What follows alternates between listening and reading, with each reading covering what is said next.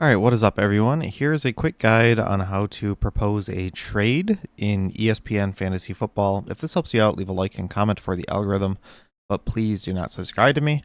All you want to do is you want to go up to League, up at the very top, and then we're going to go to Rosters.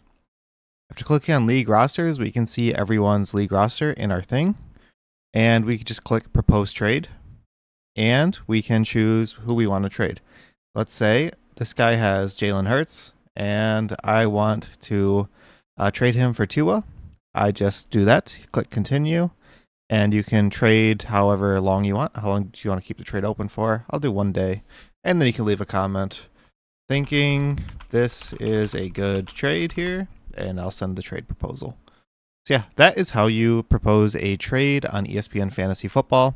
Again, leave a like and comment if that helped you guys out. It helps me out. And have a great day, everyone, and good luck on the upcoming season.